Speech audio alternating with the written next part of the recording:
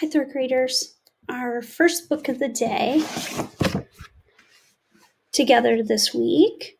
I know that we did Stone Fox, but that would be our mentor text that goes along with our reading and writing units. Each day we will be doing 2 to 3, maybe more book of the days, and they all have something to do with our reading or writing lessons or just books that are great to help teach us some lessons. So the first one we are going to read is, Stand Tall, Molly Lou Melon by Patty Level and by my favorite illustrator, David Catrow. Stand Tall, Molly Lou Melon.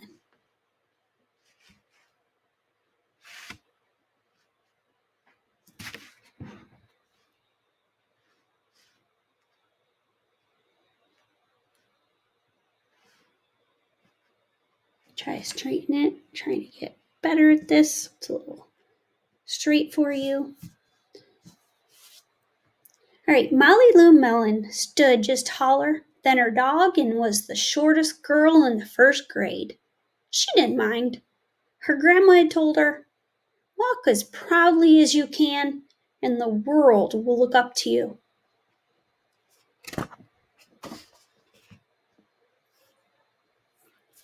So she did.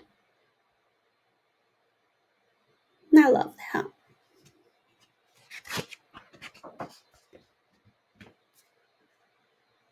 Molly Lou Melon had buck teeth that stuck out so far she could stack pennies on them. She didn't mind. Her grandma had told her, "Smile big, and the world will smile right alongside you." I think that is great advice.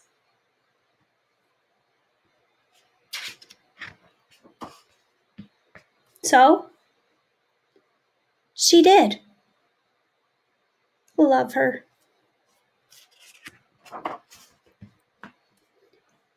Molly Lou Melon had a voice that sounded like a bullfrog being squeezed by a boa constrictor. She didn't mind. Her grandma had told her, "Sing out clear and strong, and the world will cry tears of joy." She's got one smart grandma. What do you think? So she did.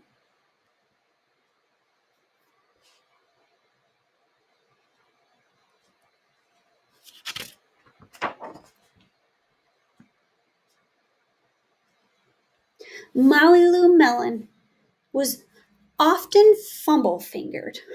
Wonder what that means. Fumble-fingered. Bet you we could use the picture. What do you see happening in the picture? Oh my goodness.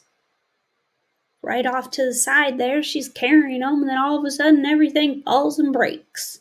Bet you that's what fumble-fingered means. So we'll read that again. Molly Lou Melon was often fumble-fingered. She didn't mind. Her grandma had told her, "Believe in yourself, and the world will believe in you too."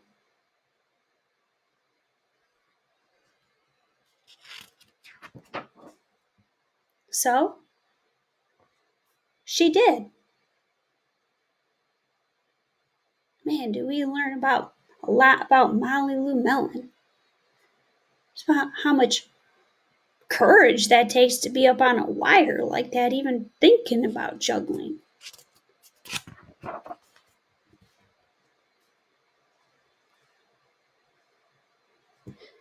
Then Molly Lou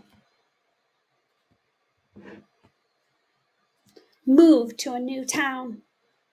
She had to say goodbye to her grandma and all of her friends. Boys and girls, how do you think she's feeling right now? All the clues up till now definitely teach us she's really close to her grandma. How do you think it would feel to have to move away from her? And then I see her friend down there who's sad, and I think I see tears in her eyes. That'd probably be really hard.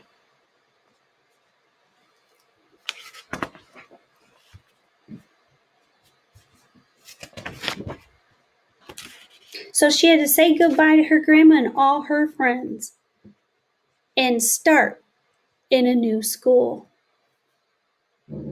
Man, right from the beginning, we find out that Molly Lou is faced with so many challenges. Probably a whole lot that we go through, but man, we learn also a lot about how she reacts to these challenges. So far, everything she's done, she's listened to some wise advice of her grandma, but she couldn't help that she was moving. And now we see her, this little girl, getting on a bus to start a new school.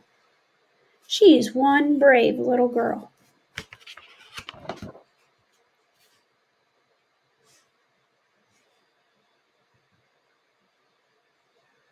On the first day of school, Ronald Durkin called her Shrimpo in gym class. When the game started, Molly Lou Melon caught the football, ran under the legs of Ronald Durkin, and scored a touchdown. All the children thought, wow, she's good.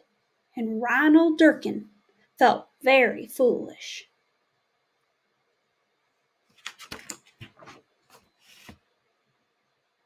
On the second day of school, Ronald Durkin called her Bucky Tooth Beaver. Molly Lou Melon took out her pennies, stacked 10 high on her teeth, and smiled as big as day. All the children smiled with glee, and Ronald Durkin felt very foolish.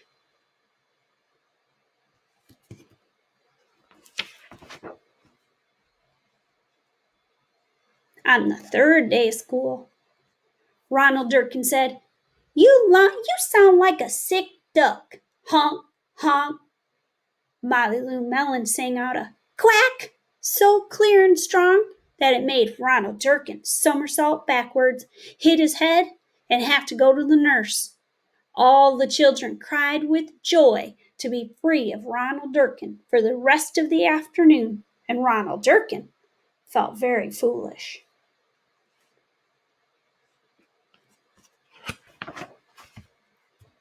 On the fourth day of school, Ronald Durkin said that she'd made the snowflake all wrong.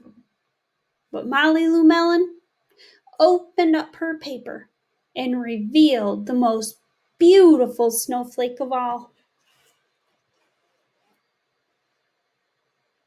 All the children oohed and ahed, even Ronald.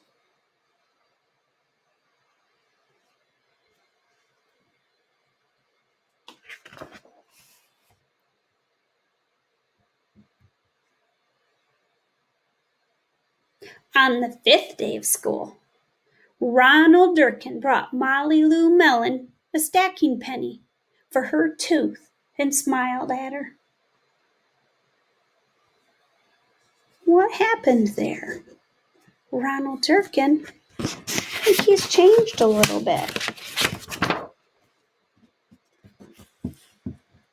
That night, Molly Lou took out a pencil and paper and wrote a letter to her grandma.